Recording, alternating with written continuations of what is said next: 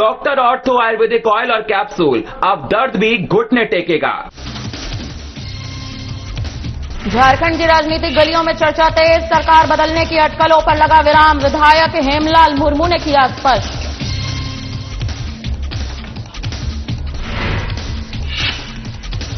छात्रवृत्ति मुद्दे पर झारखंड विधानसभा में हंगामा, मंत्री चमरा लिंडा ने केंद्र पर साधा निशाना, कहा केंद्र सरकार की ओर से नहीं मिली राशि।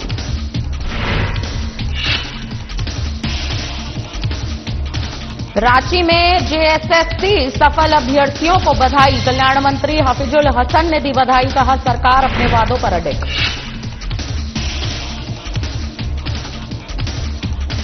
विधानसभा के शीतकालीन सत्र का तीसरा दिन, बीजेपी ने प्रदेश सरकार पर साधा निशाना, विधायकों ने कई मुद्दों को लेकर लगाए गंभीर आरोप।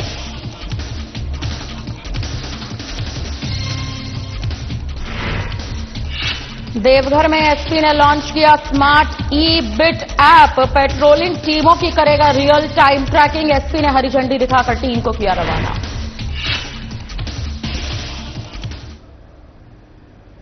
नमस्कार, मैं आश्रुति वोहरा, आपका बहुत बहुत स्वागत है हमारे इस खास बुलेटिन में। शुरुआत करते हैं तमाम बड़ी खबरों के साथ। झारखंड विधानसभा के शीतकालीन सत्र के तीसरे दिन द्वितीय अनुपूरक बजट पर विस्तृत चर्चा की गई है। इस दौरान राज्य के वित्त मंत्री ने सदन में सरकार की आगामी योजनाओं और बजट राशि के उपयोग को लेकर अपनी बात रखी। उन्होंने इस बात की जानकारी दी कि सरकार का मूल उद्देश्य जन कल्याणकारी योजनाओं को प्रभावी ढंग से धरातल पर लागू करना है। वित्त मंत्री ने स्पष्ट किया कि राज्य सरकार वित्तीय प्रबंधन की जिम्मेदारी को पूरी प्रतिबद्धता के साथ निभा रही है और प्रयास है कि सभी विकासात्मक परियोजनाएं समय पर पूरी हों।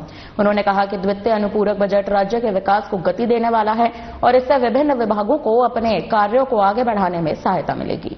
विधानसभा में द्वितीय अनुपूरक बजट पर चर्चा जन कल्याण योजनाओं के प्रभावी क्रियान्वयन और पर भी जोर देती नजर आएगी। वित्त मंत्री ने क्रियान्वयन पर भी जोर दिया है।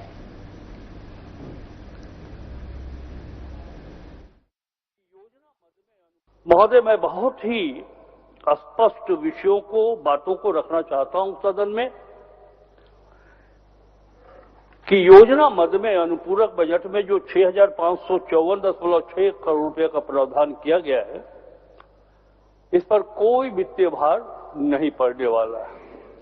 यानी कि हमारे मूल बजट में जिन योजनाओं का प्रावधान हुआ था, यदि उन योजनाओं में कोई बदलाव हो रहा है तो उस बदलाव के कारण अनुपूरक के माध्यम से हम सभा की सहमति सरकार ले रही। अब एक विषय रहा है स्थापना 966.64 करोड़। निश्चित रूप से मैं कह सकता हूं एक जिम्मेवार दायित्व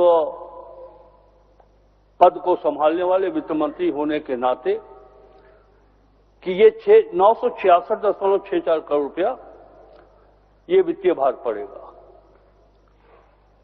लेकिन मैं सदन को आश्वस्त करना चाहता हूं कि इस वित्तीय भार, जो बहुत मामूली राशि है, 1000 करोड़ से भी कम है, इसके लिए चिंता करने की कोई बात नहीं।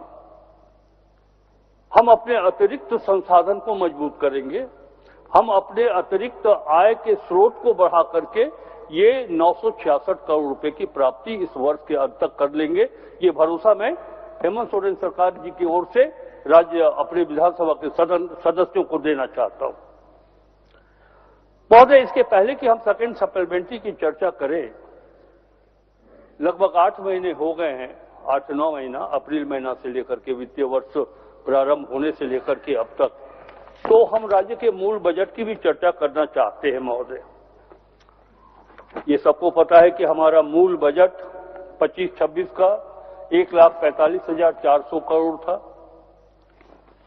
अभी वर्तमान में 1 अप्रैल से लेकर के अभी 30 नवंबर तक इस राज्य की वित्तीय स्थिति क्या है? हमारा स्टेट का own tax, non own tax, central taxes में जो राज्य की हिस्सेदारी है या फिर ग्रांट इन एड, क्या हमको मिलना था, क्या हमने अनुमान लगा रखा था? इसकी चर्चा मैं करना चाहूंगा बहुत ही संक्षेप में, ताकि यह संदेश सदन के माध्यम से राज्य की जनता तक जाए। महोदय,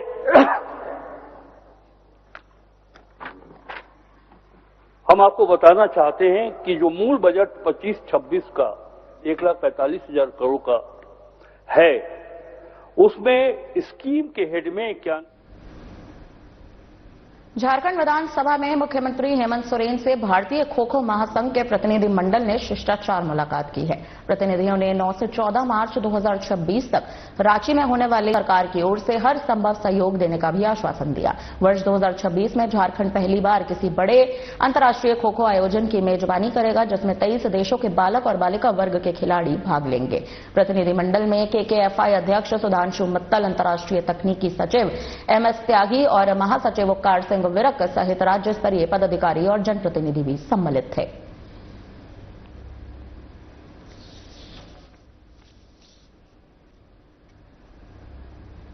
झारखंड के अंडर 14 बालक फुटबॉल टीम ने मंगलवार को झारखंड विधानसभा में मुख्यमंत्री हेमंत सोरेन से मुलाकात की है। मुख्यमंत्री ने टीम के खिलाड़ियों, प्रशिक्षकों और सहयोगियों को राष्ट्रीय चैंपियन बनने पर शुभकामनाएं दी।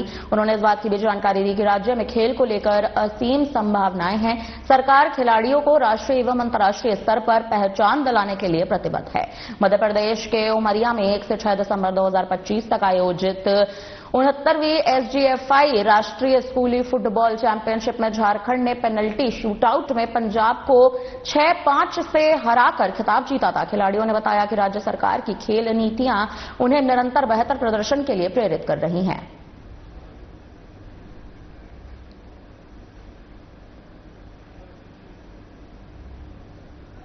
धनबाद में IIT अपने शताब्दी वर्ष का उत्सव मना रही है। जी हां, आपको बता दें, इसी क्रम में मंगलवार को आयोजित फाउंडेशन वीक के समापन समारोह में अदानी समूह के चेयरमैन गौतम अडानी मुख्य अतिथि के रूप में पहुंचे।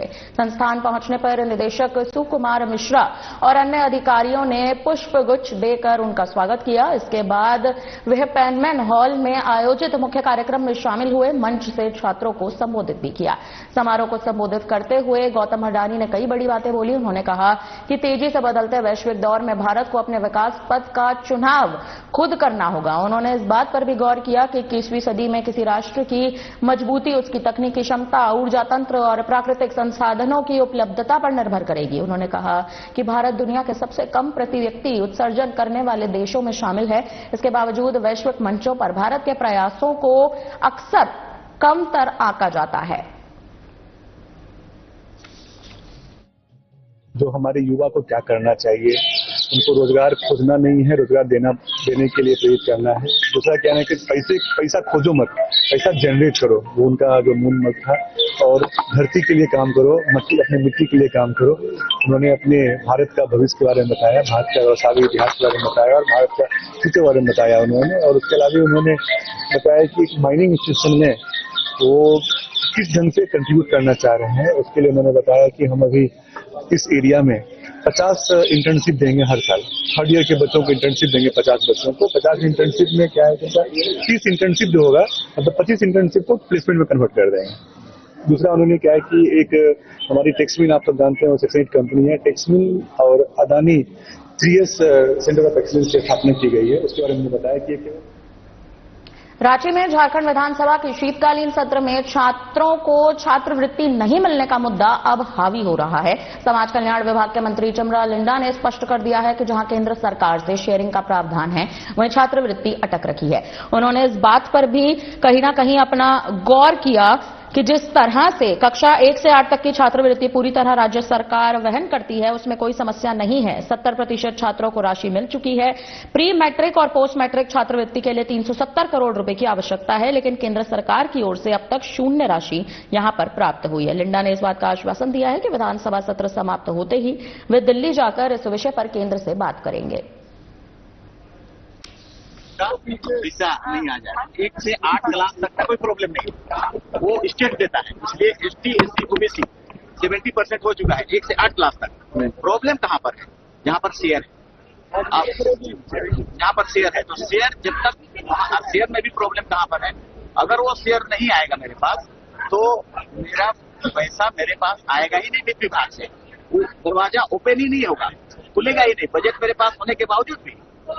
तो ये बड़ी टेक्निकल प्रॉब्लम है। दूसरी एक चीजें आ रही है सोल्यूशन के लिए कि केंद्र सरकार अब सीधे स्टेट को पैसा नहीं दे रही है छात्रवृत्ति वाला, वो अपने पास रख रही है। अब उसका कहना है कि ठीक है, आप जब मांगेंगे आप तब हम देंगे।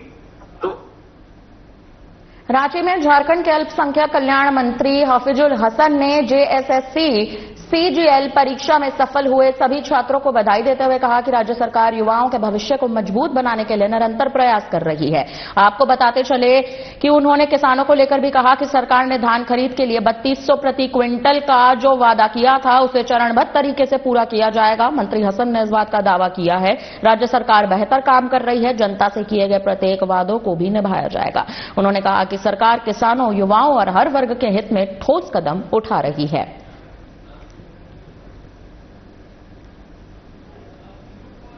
रिजल्ट आएगा और झारखंड के जो बच्चे हैं उन लोगों के लिए और से बड़ा बड़ा तोहफा है। क्या संदेश है जो पास किए हैं? सबको शुभकामना है और अच्छे से जो दायित्व मिला है उसको निर्वाह करें। धान करे को लेकर वादा खिलाफी का आरोप आप पर विपक्ष लगा रहे कि 3200 बोल के 2450 में सरकार दम तोड़ देंगे धीरे धीरे। भैया नेरा तो पुलिस आप लोग बिना पेंदी कर लौटा उन्हें सत्ता में रांची में बीजेपी विधायक उज्जवल दास ने सरकार पर तीखा प्रहार किया है। तीखा प्रहार करते हुए उन्होंने कहा कि वर्तमान सरकार पूरी तरह से युवा और किसान विरोधी बन चुकी है। उन्होंने आरोप लगाया है कि छात्रों को अब तक छात्रवृत्ति नहीं मिल पा रही है, जिससे उनकी शिक्षा लगातार प्रभावित हो रही है। किसानों की धान खरीद में भी अटकी हुई है, जबकि सरकार ने 3200 प्रति क्विंटल की दर से खरीद का वादा किया था, लेकिन अब उससे मुकरती नजर आ रही है। दास ने यह भी कहा कि युवाओं का भविष्य अधर में लटका हुआ यानी अंधेरे में जा चुका है और सरकार केवल अपने हित साधने में लगी हुई है। उन्होंने मांग की है कि छात्रों और किसानों की परेशानियां तुरंत दूर की जाएं। झारखंड का आज दूसरा दिन शीतकाल सत्र का हुआ। हम लोगों ने पहले की तरह ही विकास की योजनाओं से संबंधित अपनी मांग को बहुत ही बुलंदी के साथ में रखा है। हम लोग सरकार से मांग की कि छात्रों का जो भविष्य अधर में लटका हुआ है, छात्रवृत्ति बंद कर दिया गया है, तो हम लोग मांग कर रहे थे कि सरकार छात्रवृत्ति दे, लेकिन सरकार ने सीधा कहा कि हम कान में रुई और हाथ और तेल तीनों डाल करके रखे हुए हैं। सरकार सुनने के पक्ष। रांची में झारखंड विधानसभा के शीतकालीन सत्र का तीसरा दिन जोरदार हंगामे के साथ रहा। बीजेपी विधायकों ने विभिन्न मुद्दों को लेकर सरकार पर कई आरोप लगाए, सरकार को घेरते नजर आए। साधना प्लस न्यूज से बातचीत में बीजेपी विधायक आलोक चौरसिया ने कहा कि वर्तमान सरकार सभी मोर्चों पर विफल साबित हो रही है। उन्होंने इस बात का आरोप लगाया है कि धान खरीद में बिचौलिया हावी हो चुके हैं। किसानों का धान बेहद कम कीमत पर खरीदा जा रहा है, जिससे किसानों की आर्थिक स्थिति और कमजोर होती जा रही है। चौरसिया ने यह भी कहा है कि छात्रों को छात्रवृत्ति न मिलने से उनकी पढ़ाई पर सीधा प्रभाव पड़ रहा है। उन्होंने सरकार पर लापरवाही का आरोप लगाया। मांग की है कि किसानों और छात्रों से जुड़े तमाम मुद्दों पर तुरंत कार्रवाई की जाए ताकि आम जनता को राहत मिल सके। मेरे ख्याल से सरकार का एक साल पूर्ण हो गया, दूसरे साल की ओर सरकार प्रवेश कर रही है। आप समझ सकते हैं, चाहे किसान हो, छात्र हो, युवा हो, आज छात्रों का छात्रवृत्ति नहीं मिल रहा है। आज किसानों का धान क्रय केंद्र नहीं खुल रहा है। सरकार ने जो घोषणा किया था कि हम 3200 रुपया में धान किनेंगे राज्य का, सरकार 3200 छोड़िए उससे भी गैर गुजर है। और दूसरा चीज की किसान जो इस प्रदेश का किसान है। जामताड़ा थाना क्षेत्र के बांझी केंद्र गांव में करीब किसान के धान के ढेर में अचानक आग लग गई है। आग इतनी तेज थी कि कुछ ही मिनटों में सारा का सारा धान जलकर राख हो गया। ग्रामीणों ने मिलकर आग पर काबू किया, लेकिन तब तक काफी नुकसान पहुंच चुका था। जामताड़ा के बांझी केंद्र गांव में सलीम अंसारी के घर के आंगन में रखे धान के ढेर में अचानक आग भड़क गई। घटना के बाद गांव में अफरा तफरी मच गई। सूचना मिलते ही ग्रामीण मौके पर पहुंचे, पानी डालकर किसी तरह से आग पर काबू करने की कोशिश की। आग बुझी, लेकिन किसान सलीम अंसारी का पूरा धान जलकर यहां पर राख हो गया है। बताया भी जा रहा है कि सलीम अंसारी आर्थिक रूप से बेहद कमजोर है और ये धान ही उनके साल भर की मेहनत का सहारा था। वार्ड सदस्य अलाउद्दीन अंसारी ने बताया कि सलीम अंसारी बहुत गरीब किसान है, बहुत गरीब परिवार से आता है। आग लगने से उसका पूरा धान नष्ट हो चुका है। हम सरकार से उचित मुआवजे की मांग भी लगातार कर रहे हैं।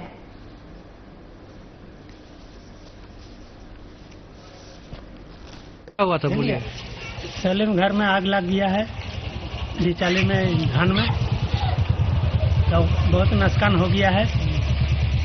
तो हम लोग दौड़ के गए हैं, उसका बाद बचाए कुछ बहुत गरीब आदमी है, इसका कुछ सरकार से मुआवजा मिलना चाहिए।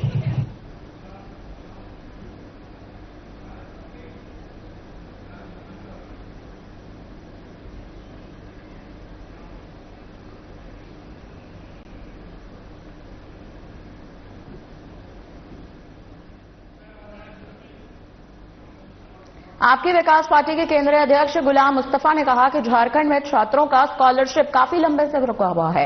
इस पर राज्य और केंद्र सरकार दोनों को ध्यान देने की बेहद आवश्यकता है। साथ ही उन्होंने इस बात की भी जानकारी दी है झारखंड में भी मदरसा बोर्ड का गठन जल्द होना चाहिए, अन्यथा आपकी विकास पार्टी के द्वारा इस मामले को लेकर आंदोलन भी किया जाएगा। वसूलों पे जब आज आ जाए तो टकराना जरूरी है, और हम अगर जिंदा हैं तो जिंदा दिली नजर आना जरूरी है। दुर्भाग्य है झारखंड के लिए, झारखंड वासियों के लिए, यहाँ के स्टूडेंट, यहाँ के छात्रों के लिए कि पिछले 2 वर्षों से लगातार ये सरकार मनमानी तरीके से, चाहे वो केंद्र की सरकार हो चाहे वो राज्य की सरकार हो, वो कुर्सियां अपने हिसाब से चलाती है। जनता पस्त है, नेता मस्त है। आपको मालूम है कि पिछले 2 वर्षों से छात्रवृत्ति झारखंड में हेमंत सोरेन की सरकार कल्याणकारी योजनाओं को तेजी से धरातल पर उतार रही है। खूंटी विधानसभा क्षेत्र में इन योजनाओं का असर साफ देखा जा सकता है। क्षेत्र के झामुमो विधायक राम सूर्या मुंडा ने कहा कि खूंटी में विकास कार्यों की रफ्तार बेहतर हुई है, कई अहम परियोजनाएं सफलतापूर्वक लागू की जा रही हैं। उन्होंने इस बात की जानकारी दी कि सरकार ने द्वितीय अनुपूरक बजट पेश कर दिया है। ये साफ कर दिया है कि काम सिर्फ कागजों पर नहीं बल्कि जमीनी स्तर पर हो रहा है। विधायक ने कहा कि सरकार की प्राथमिकता जनता को राहत और विकास की सुविधाएं उपलब्ध कराना है।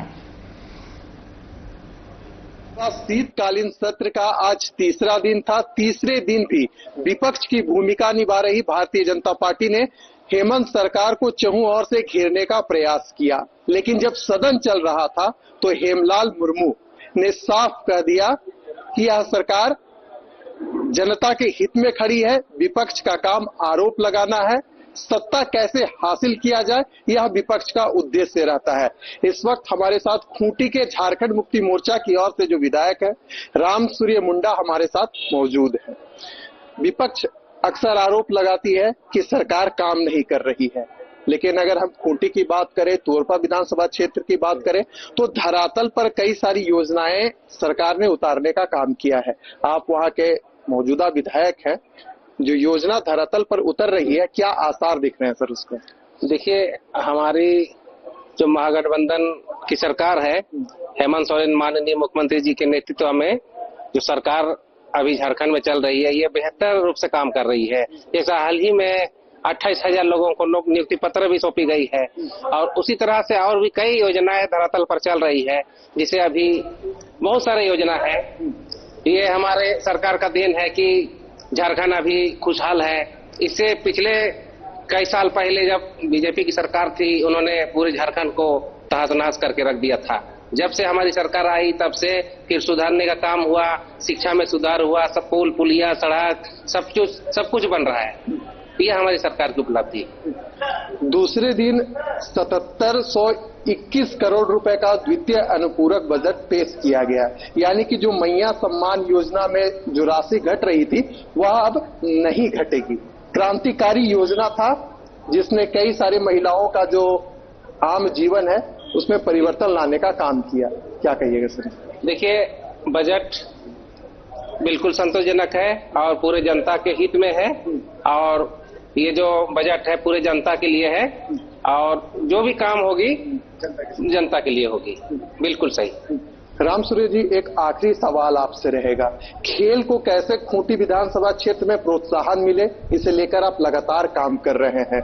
जब भी जो कल्याणकारी योजना है धरातल पर उतरती है तो आप जन जन तक पहुंचाने का काम भी करते हैं।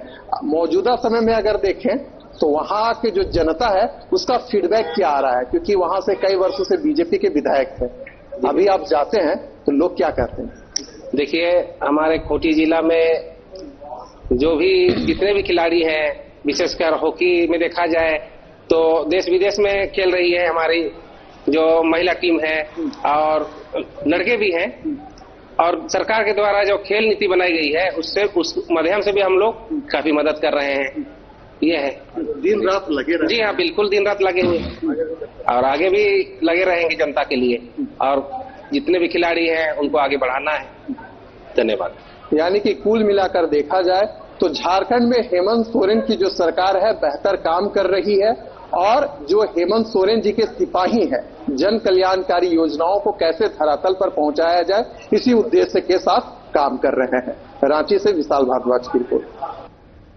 देवघर में स्थानीय एसपी कार्यालय परिसर में पुलिस अधीक्षक सौरभ कुमार द्वारा स्मार्ट ई-बिट ऐप को लॉन्च किया गया है। यह ऐप पेट्रोलिंग टीमों की रियल टाइम ट्रैकिंग करेगा, जिससे यह सुनिश्चित किया जा सकता है कि पेट्रोलिंग निर्धारित मार्गों और समय के अनुसार सही ढंग से की जा रही है। लॉन्चिंग के मौके पर एसपी सौरभ कुमार ने हरी झंडी दिखाकर राउडी पेट्रोलिंग टीम को रवाना किया। यह टीम शहर के 6 चिन्हित संवेदनशील स्थानों पुनिसिया क्लब ग्राउंड, बिरासी, बेला बगान, बंधा आदि पर लगातार निगरानी रखती नजर आएगी। पुलिस प्रशासन का मानना है कि इससे असामाजिक तत्वों पर प्रभावी नियंत्रण स्थापित किया जा सकता है।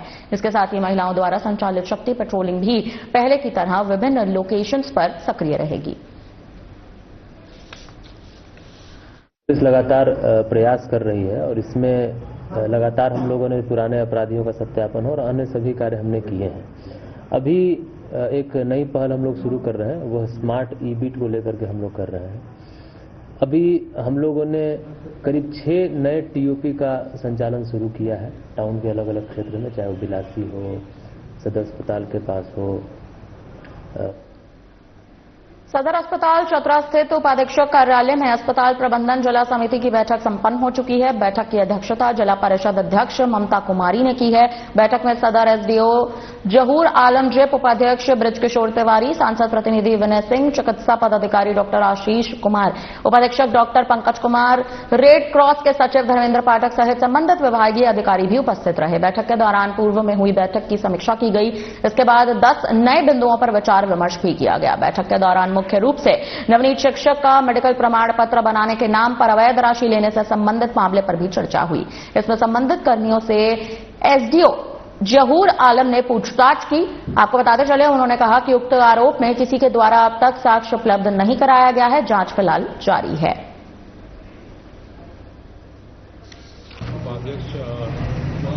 सर भी थे, हम भी थे, बाकी सीएस भी थे और जो डिपार्टमेंटल आवश्यक पदाधिकारी को बुलाया गया था। जो भी पिछली बैठक से जो भी क्रियान्वयन होना था और प्रस्ताव पारित किया गया था उसका स्टेटस पे ले लिए।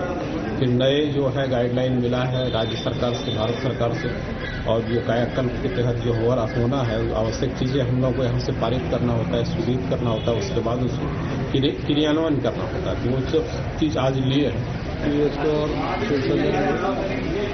साफ सफाई पूरा रखें।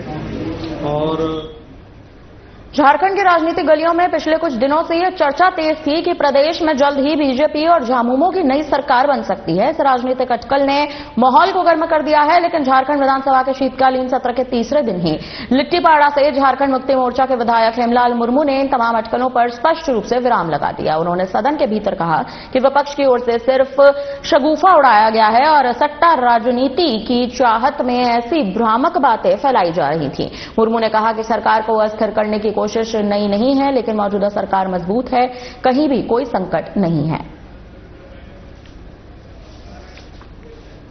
और ये चर्चा का विषय बन गया कि झारखंड मुक्ति मोर्चा और बीजेपी एक साथ सरकार बनाएगी,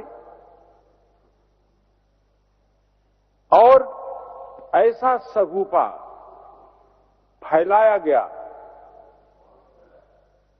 लगा क्या होगा क्या नहीं होगा, सभी लोग असमंजस में पड़ गए। लेकिन ये सबूत हजारीबाग में छात्र आंदोलन को संबोधित करते हुए संजय मेहता ने कहा कि झारखंड सरकार छात्रों को जल्द छात्रवृत्ति का भुगतान करे। झारखंड के छात्र आक्रोशित हो रहे हैं, सरकार इस मुद्दे को गंभीरता से समझे। इतना आवाज उठाए जाने के बाद भी सरकार जाग नहीं रही है। सरकार को छात्रों की भावनाओं से खिलवाड़ नहीं करने देंगे। छात्रवृत्ति का हक मारकर छात्रों को परेशान किया जा रहा है। हजारीबाग लोकसभा के पूर्व प्रत्याशी और छात्र हितों की आवाज को हमेशा बुलंद करने वाले संजय मेहता छात्रों के साथ सड़क पर उतरे। उन्होंने छात्रवृत्ति को छात्रों का संवैधानिक अधिकार बताया। उन्होंने कहा है कि सरकार छात्रवृत्ति नहीं देकर नाराजगी पैदा कर रही है। आजसू द्वारा आहूत छात्रवृत्ति आंदोलन के तहत मंगलवार को शिक्षा के लिए भिक्षा जन आक्रोश मार्च आयोजित किया गया है, जिसमें हजारीबाग के विभिन्न कॉलेज और कोचिंग संस्थानों के हजारों छात्र छात्राएं सड़कों पर उतरते नजर आएंगे। स्कॉलरशिप को लेकर के स्टूडेंट्स को स्कॉलरशिप नहीं मिल रहा है 2 सालों से। झारखंड सरकार कर क्या रही है? स्कॉलरशिप क्यों नहीं दे रही है? क्या ये समान योजना पैसा देने के लिए है झारखंड सरकार के पास, लेकिन स्कॉलरशिप का पैसा देने के लिए नहीं है। अब जिन स्टूडेंट्स के पास पैसा नहीं है, जो स्कॉलरशिप के दम पे पढ़ रहे, वो क्या करेंगे? पढ़ाई छोड़ देंगे क्या?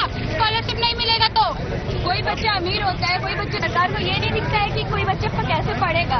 गरीब बच्चा को भी लगता है कि हम भी पढ़ करके बड़ा आदमी बने, लेकिन सरकार लोग क्या कर रहे हैं नहीं पता क्या करता है। फिलहाल के लिए बुलेटिन में इतना ही। बने रहिए हमारे साथ, देखते रहिए हमारा खास चैनल। मुझे दीजिए इजाजत। नमस्कार।